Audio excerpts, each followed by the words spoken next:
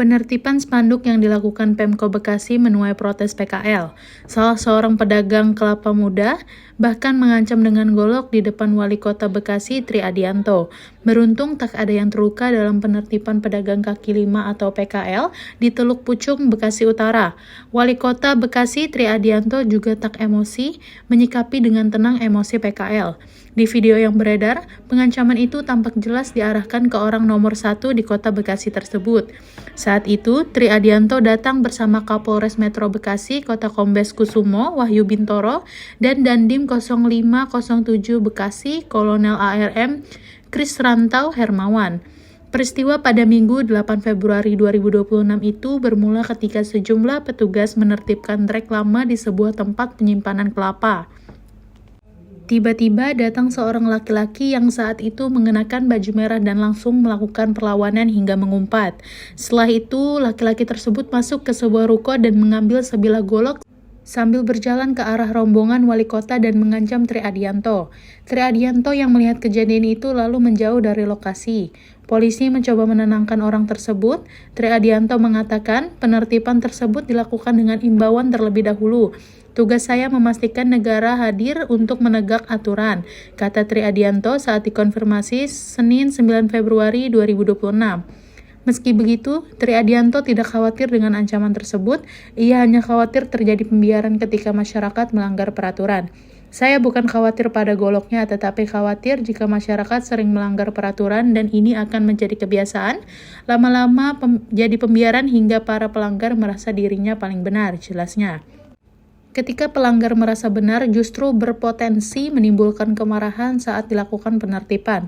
Barmizon, 60 tahun, pedagang es kelapa yang mengacungkan senjata tajam jenis golok ke Wali Kota Bekasi Tri Adianto saat penertiban pedagang kaki lima atau PKL di Perumahan Duta Harapan, Kelurahan Harapan Baru, Kecamatan Bekasi Utara, Minggu 8 Februari 2026, mengaku menyesali perbuatannya. Berdasarkan video klarifikasi yang diterima Kompas.com, Senin 9 Februari 2026, Barmizon menyampaikan permintaan maaf kepada sejumlah pejabat dan petugas yang berada di lokasi saat kejadian, termasuk Kapolres, Wali Kota, dan Dandim Kota Bekasi. Saya Barmizon mohon maaf pada Bapak Kapolres, Bapak Wali Kota, Bapak Dandim, dan jajarannya.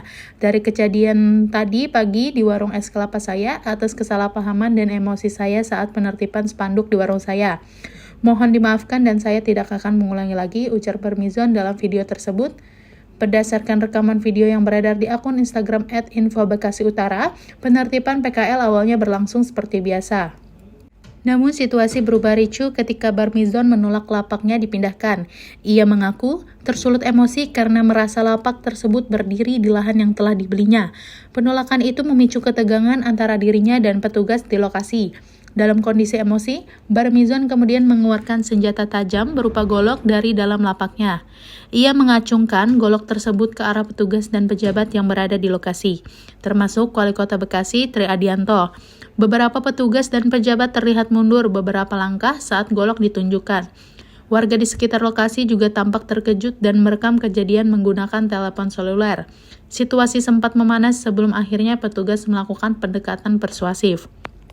Sejumlah personel berupaya meredakan situasi dengan berbicara secara tenang kepada Barmizon dan meminta menurunkan golok, sementara petugas lain menjaga jarak untuk menghindari eskalasi.